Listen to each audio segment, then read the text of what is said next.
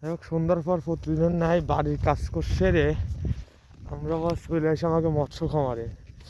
শুধু ঠান্ডার সময় প্রচণ্ড বাতাস।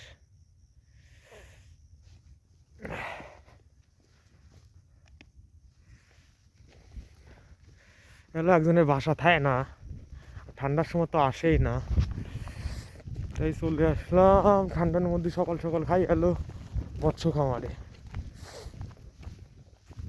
যাই হোক, আমাকে নিচের গেট দাঁড়ালো যেখানে আমরা ধান চাষ করবো। এখানে জল ছাড়াই দিচ্ছে, মানে এই ফাতাটির ভিতর দিয়ে পাইপ দিয়ে আছে তো, ও জাগ দিয়ে প্রায় 6 দিন লাগে যাবে। আর বাবা হলো আজকে আইলো দুপুরে, আজকে বারণ দিলাম যেহেতু ঠান্ডার মধ্যেই, এসে উনি হলো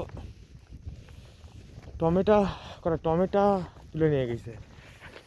আমরা বাড়ি ছিলাম ঠান্ডার মধ্যে, আজকে কালকে তো মনে হয় ঠান্ডা বেশি, যেহেতু রোদ উঠিল তারপরেও ঠান্ডা একটু বেশি একটু।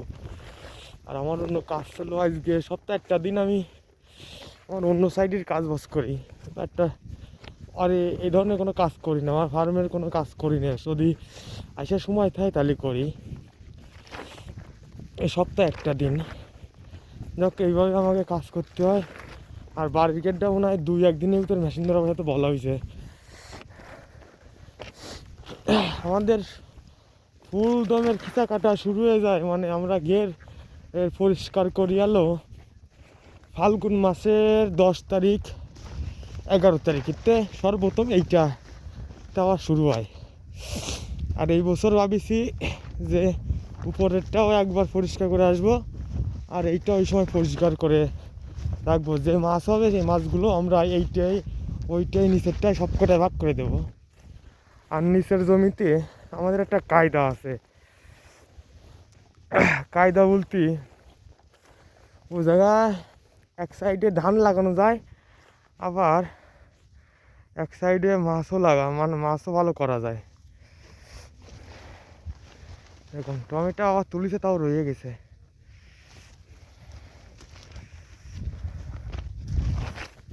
তাহলে বিষয় আমরা কথা কতি চলে আসছি গেরে।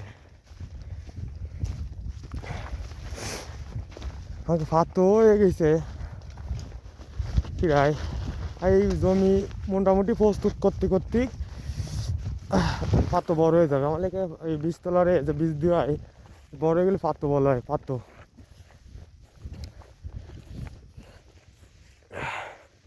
যাই হোক, এইভাবে আমাকে চলতে থাকে, দিন যায় রাত আসে, রাত যায় দিন আসে।